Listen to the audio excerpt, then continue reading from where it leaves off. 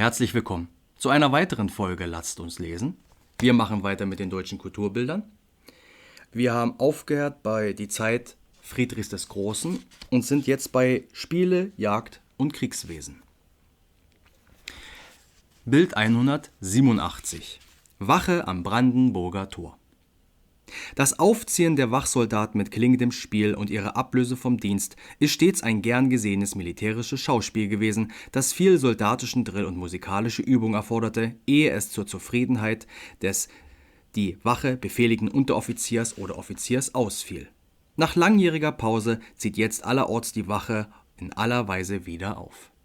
Wie gesagt, das Bild ist in 1930, also vor dem Brandenburger Tor gibt es so einen Wechsel nicht mehr. Dafür gibt es andere Dinge vor dem Brandenburger Tor heutzutage. Machen wir weiter mit Bild 188. Duell. Das Duell als Austrag eines Ehrenhandels mit tödlichen Waffen wohl ein Rest des germanischen Feldrechts. Ich mach nochmal. Duell. Das Duell als Austrag eines Ehrenhandelns mit tödlichen Waffen, wohl ein Rest des germanischen Fehderechts, kommt in Deutschland seit dem 16. Jahrhundert vor. Es wird mit Säbeln oder Pistolen in Gegenwart zweier Sekundanten und eines Zeugen an einem vorher bestimmten Ort ausgefochten. Im letzten liberalistischen Zeitalter verpönt, kommt das Duell in vernünftigen Grenzen heute wieder zu Ehren. Nun meine persönliche Ansicht. Ich finde das Duell an und für sich doch eine recht gute Sache. Ich meine, so mittlerweile sind doch viele Sachen, die Richter bestimmen, so weit ausgebreitet von der Gesetzgebung her, dass man fast schon der gesetzlichen Willkür unterlegen ist, wie gerade der Richter drauf ist. Wen er sympathisch findet, wen er nicht. Ich möchte jetzt nicht sagen, dass unsere Richter hier in Deutschland unbedingt parteiisch sind, aber ich finde bei so einem Duell, wenn das vernünftig gemacht wird und unter vernünftiger Kontrolle läuft, kann das durchaus sich gut auswirken. Ich meine, gut, Frauen sind da ein bisschen anders, aber bei Männern ist es ja manchmal so, man kloppt sich einfach einmal eine Runde, haut sich auf die Fresse und danach geht man einen trinken. Das kommt dem Duell schon sehr nah. Ich meine natürlich nicht, dass man sich gegenseitig töten soll auf offener Straße, aber in irgendeiner Form eines Duelles, wo beide dann sagen, okay, der Gewinner hat dann eben recht, wenn dann beide damit zufrieden sind, kann ich mir vorstellen, dass das funktionieren würde, auch heute noch. Bild 189. Luftballon. Es war ein Ereignis, als im Jahre 1783 in Paris zum ersten Mal ein mit Gas gefüllter Ballon in die Luft stieg, der nach seinen Erfinder, den Brüdern Montgolfier genannt wurde. Man benutzte den Fesselballon bald zu wissenschaftlichen, hauptsächlich meteorologischen Zwecken. Erst Ende des 19. Jahrhunderts gelang die Erfindung des lenkbaren Flugzeuges und des Luftschiffes. Bild 190. Hasenbeize. Die Beize, das Jagen mit abgerichteten Raubvögeln, ist eine der ältesten Jagdarten von asiatischen Nomadenstämmen heute noch betrieben. In Deutschland war sie meist ein Vorrecht des Adels, der sie noch lange nach Erfindung der Feuerwaffen bis ins 18. Jahrhundert als besonderes Jagdvergnügen beibehielt. Man jagte mit den Beizvögeln auf Vogelwild und Kleinwild wie Hasen und Kaninchen. Bild 191. Fischerstechen. Das Fischerstechen, das heute nur noch vereinzelt vorkommt, war früher ein regelmäßig stattfindendes Fest, bei dem die Fischer in Kähnen stehend sich mit langen Stangen gegenseitig ins Wasser zu stoßen suchten. Es ist eins der vielen alten Handwerkskampfspiele, die in Nachahmung der ritterlichen Spiele sich meist den Charakter des betreffenden Gewerbes anpassten. Wäre interessant zu wissen, ob das heute noch gibt. Falls ich was dazu finde, mache hier ein kleines Bildchen mit rein. Falls nicht, dann nicht. Bild 192. Offizierspicknick. Das Picknick, vom englischen Picknick Schmaus, Das improvisierte ländliche Mahl im Freien, zu dem jeder Teilnehmer fertige zubereitete Nahrungsmittel beisteuern musste, gehörte zu den beliebten materiellen Naturfreuden des 18. Jahrhunderts. Häufig leitete es einen Jagdausflug ein oder bildete eine im Militärdienst gern gesehene Unterbrechung von den anstrengenden Felddienstübungen. Ja, ihr seht ja auf dem Bild, das sind alles Herren, also nicht zwei hübsche Damen in Kleid, die sich dann so niedersetzen und niederlegen und dann sondern das sind dann halt eben Soldaten gewesen oder Offiziere, die sich ins Gras gelegt haben. Upsala. Kommen wir zum nächsten Abschnitt. Abschnitt 9. 1789 bis 1815. Revolution und Freiheitskriege. Klassizismus und Empire. Oder Empire.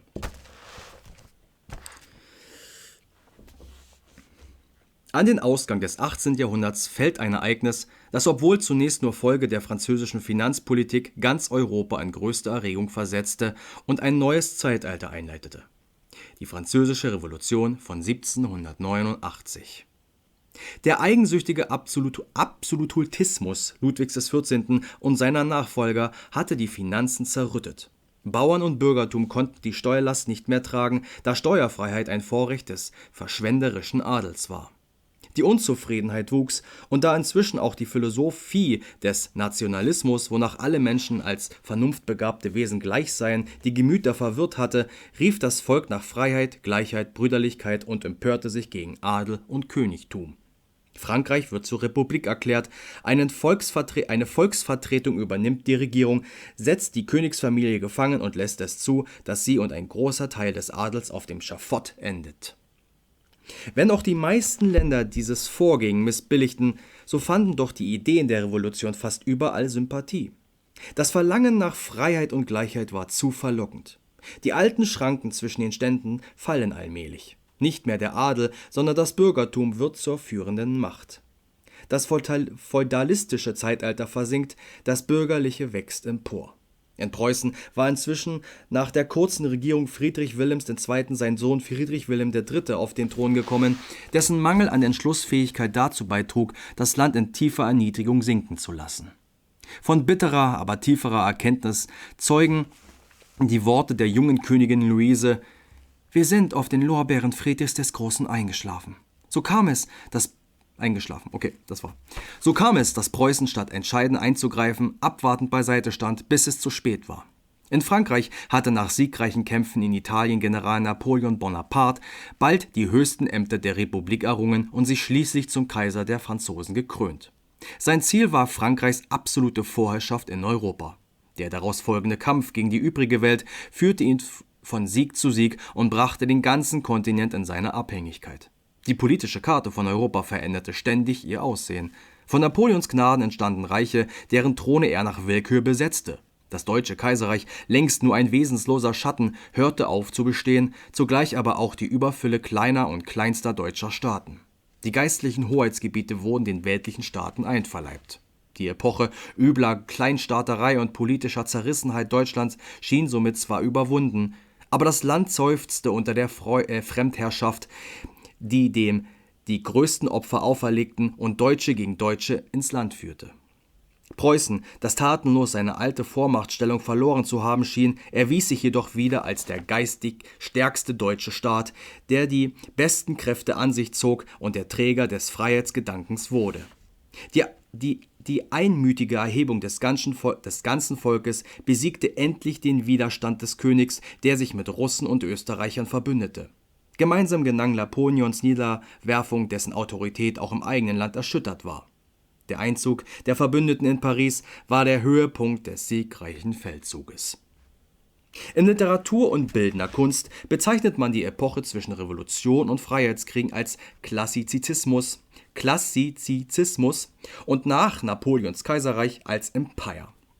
Sie führte die deutsche Dichtung zur aberklärten klassischen Vollendung. Das erstrebte Ideal war das griechische Altertum, dessen künstlerischen Gehalt man in seiner edlen Einfalt und stillen Größe erblickte.